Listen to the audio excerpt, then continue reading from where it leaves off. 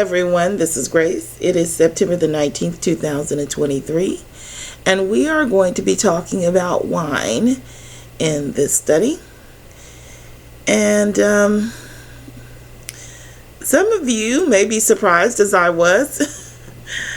I had heard two different teachings on wine. One was that you are not supposed to have any at all, any alcoholic beverages at all. But I had fallen more along the side that you could have it in moderation, that as long as you didn't get drunk. That was my understanding. But that is actually not what the Bible teaches.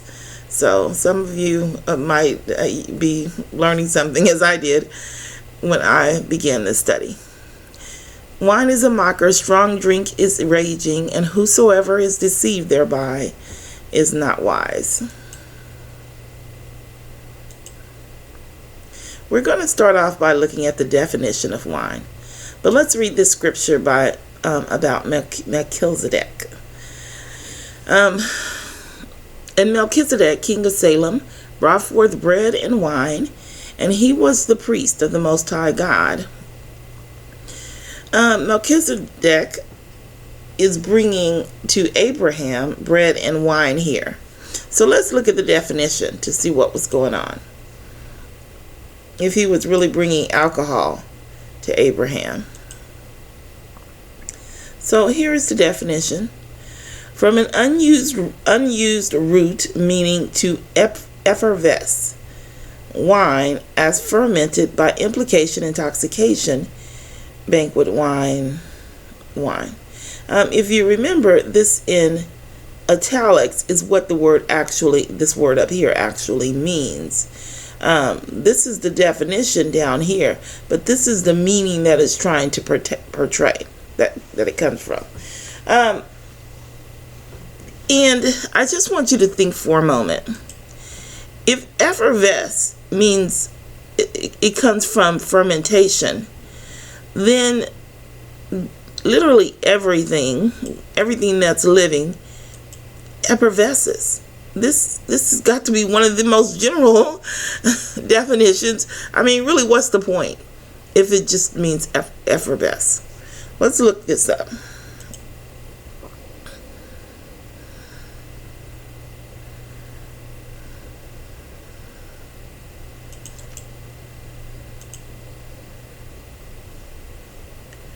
Effervesce.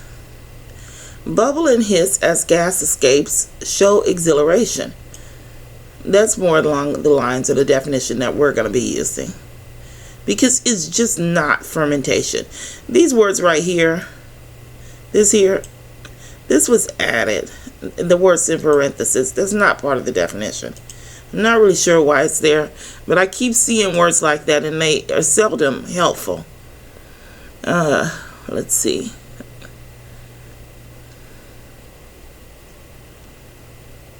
Liquid mixture, drink, to effervesce with exhilaration. This is more along the lines of what we want to use here. What is going on is, in order to make grape juice, you boil the liquid from the grapes. And the boiling is what is meant by here, by effervescent. Effervescent.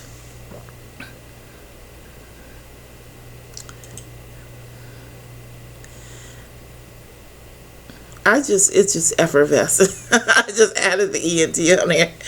Okay, but anyway, you get my point. Okay. But the point is that it's not fermenting. Fermenting includes every living thing is going to ferment at some point or another. That's a very bad definition.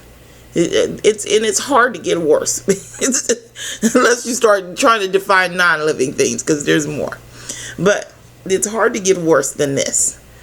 This is speaking of the boiling, the air that comes up when you boil the grapes looks effervescent.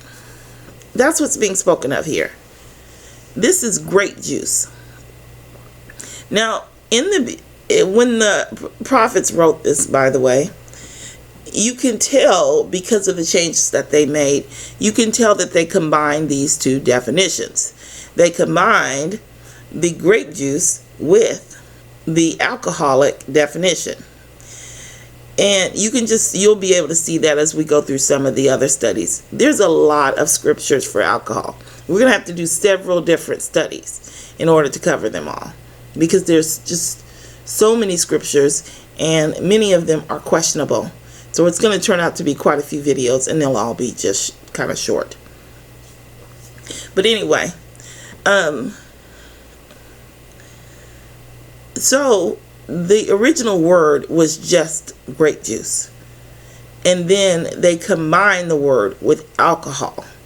So it's you can question whether or not they combine the exact definitions, but this is the definition we're going to use because this is clearly a definition of alcohol. So by implication, intoxication, and then we'll just stop there. Now, as I mentioned before, I had always believed you could have alcohol in moderation. Alcohol is not a problem for me. As a matter of fact, it's kind of funny. Right before I can't remember if I just made the decision to become a Christian or maybe I got baptized. I just made the decision to become a Christian. And I went out with my sister. And I couldn't have cared less about giving up alcohol, to be honest with you. I didn't like the taste of it. It did nothing for me. And I was telling my sister about it. And my sister said, hey, try this. I'm not going to tell you what she told me to try. I'm not going to tell you what she told me to try. Because I tried it and I absolutely loved it. And it was like the day before I decided to become a Christian. So I found a drink and I absolutely loved it. And I really wanted it. And I literally, before that day, had absolutely no desire for alcohol. And then right before I became a Christian, I put this temptation in front of me. It was a horrible decision. I've never drunk it. I've never actually drunk it. But, I mean, since that day, but it was just a bad decision. It really was. But it's not a temptation for me. But that doesn't change the fact that I believed that you could still have it in moderation. I just didn't, because why would I? I only liked that one drink. I really liked it, but I was like, no, because I think Sister White says no, you shouldn't be drinking it at all. So that's why I didn't do it. But anyway, this definition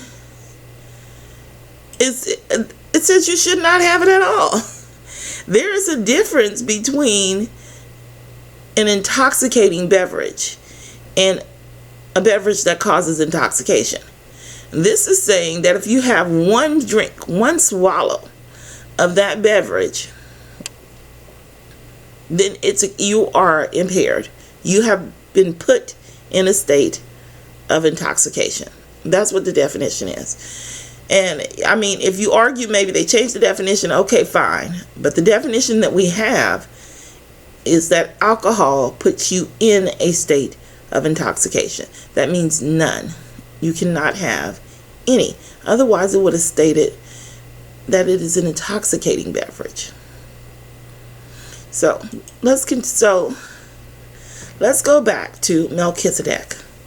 Now, I found this word here it can be used as alcohol or grape juice. There is another word for grape juice as well. We'll study that. We'll look at that in a different study. This particular word, though, that is used here, I found 2 other scriptures that used the exact same word. So let's look at those.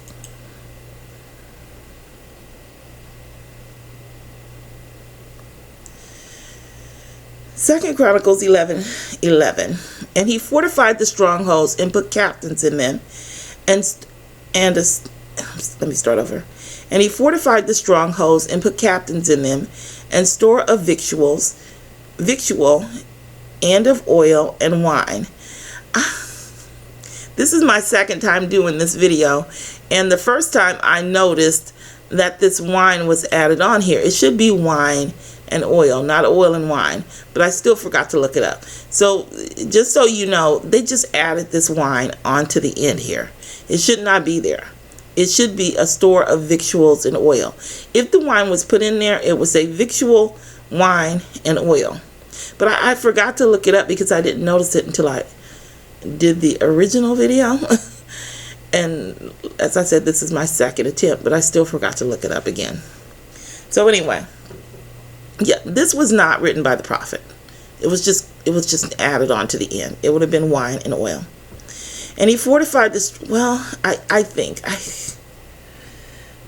wish I would have looked it up. Just keep that in mind as you read, that this is probably wrong. And you can figure it out on your own as you read through. And he fortified the strongholds and put captains in them, and store of victual and of oil and wine. Okay. I know, listen, I'm going to tell you something, and this is an absolute fact. No grown man has ever decided that they're going to store up alcohol instead of grape juice. They're just not going to do that. No grown man is going to do that. I don't care how big of an alcoholic he is. I know you men, you tend to be kind of hard on men sometimes, but that literally makes zero sense. Even the biggest alcoholic is going to know that at some point he's going to want some grape juice instead of wine. It just doesn't make any sense. But there's a second verse.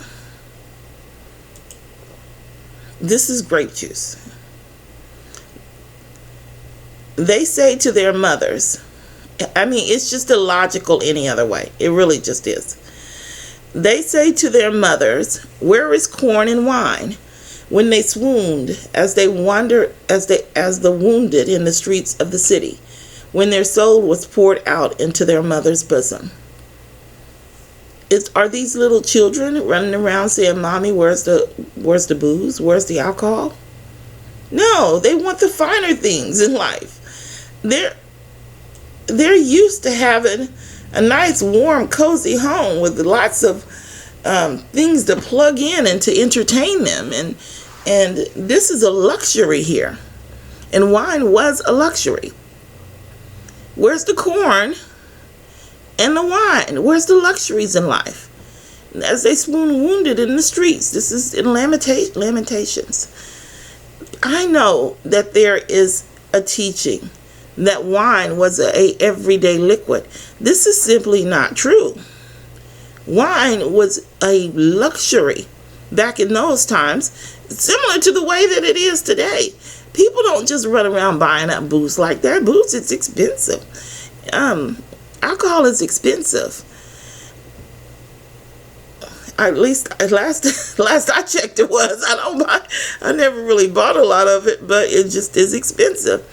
And people did not drink it back in those days. I have scriptures for that. We're going to look at the scriptures. People just didn't drink wine like that back in the days. They had water, and that's what they drank. Wine was a luxury. And it was not that people needed to store it up because it fermented. I'm going to tell you a story.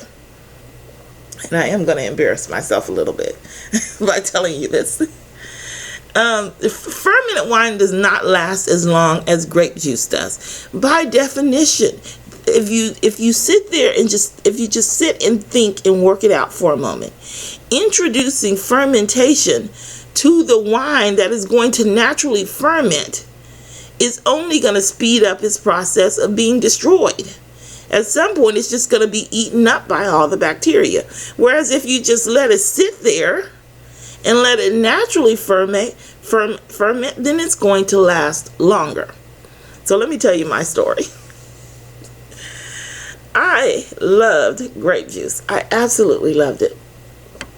I used to drink it like every single day. And it didn't help that the Prophet Edgar Cayce said it was good for you. I drank it all of the time. So one day I was at the store and I saw it on sale. And I just couldn't believe what a great sale it was because grape juice was very expensive. And so, I had to kind of budget for drinking grape juice every day. So I saw it on sale, and so I bought every single bottle except one. I left one bottle on the cabinet. And I had literally a trunk full of grape juice, and then I had to put a little bit of it on the front seat. But it was money well spent, because I'm telling you, when I say I drank a lot of grape juice, I drank a lot. So I was quite pleased, right, to find that sale. I bought it all, and I remember taking it in the house and everything and storing it up. I just stopped drinking grape juice. I just can't believe I drank it every day for years of my life. And then I just stopped. And every time I wanted some grape juice, I just go back there, I kept it in the back storage, like the hallway to the basement. And I just go back there and I get a bottle. And I would drink from that bottle, sit in the refrigerator for a short while, and then I just ended up throwing it away. Well, after that grape juice lasted years, I kid you not, years. And I think it was about maybe,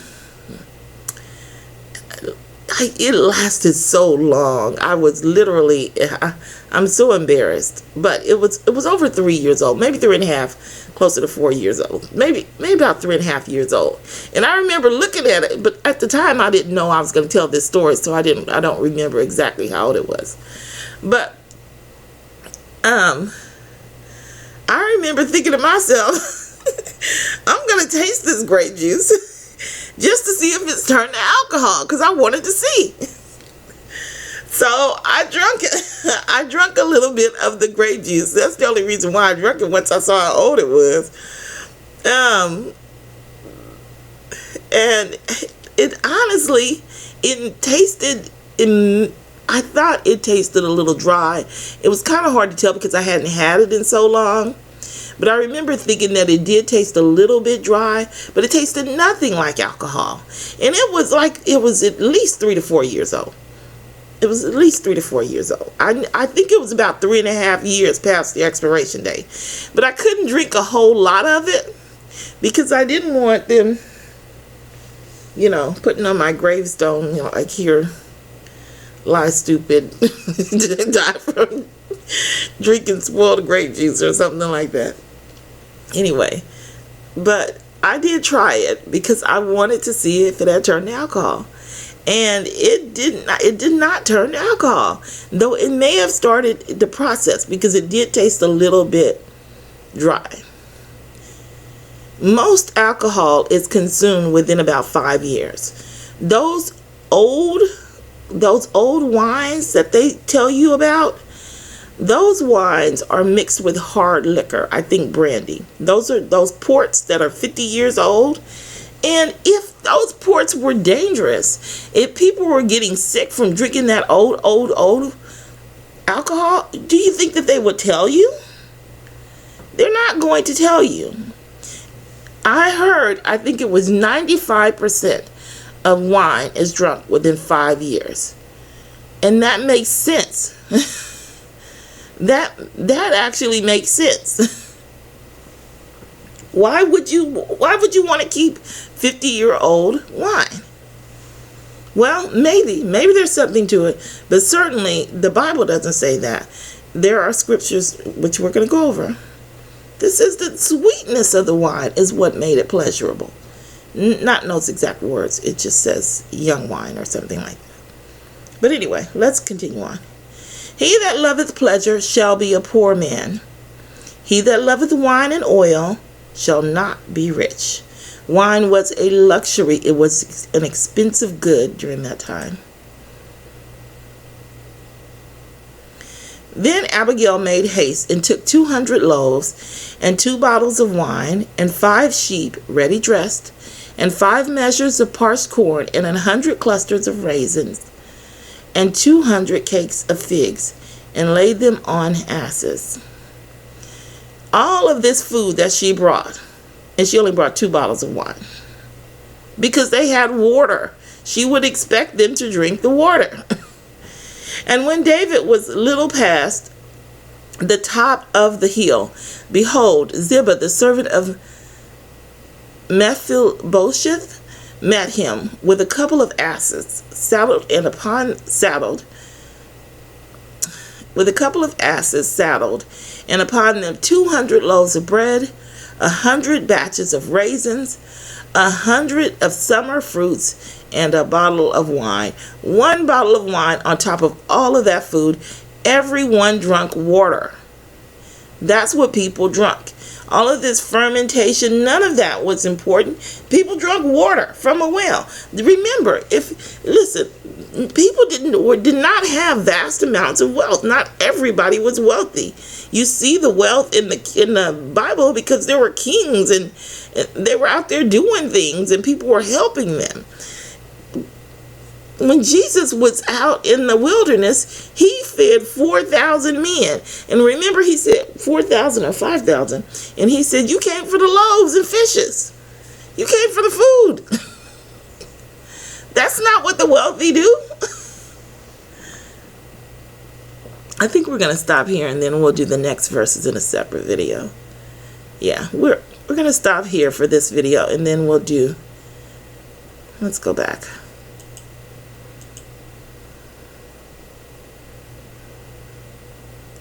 We'll do the next verses in a separate video. Wine is a mocker, strong drink is raging, and whosoever is deceived thereby is not wise. Wine is not permitted according to the Bible. And I couldn't find any scriptures that supported the drinking of wine. None that I haven't found any yet, but yeah, there's none. None that I can think of anyway. But anyway, we're going to stop there. Like I said, this is going to be a series of different videos. There's a lot of scriptures, and we'll take a look at all of them, especially, well, not all of them, but the questionable ones. We're going to look at all of the questionable ones so that we can clear things, make things clear for those that have believed as I believed. Even though I didn't really drink alcohol, because I know the prophet said it, I had always believed that there was you could have it in moderation, and that's just not the case. That is just not the case. You're not supposed to have it at all. All right, so I will stop there, and I will talk with you in the next video.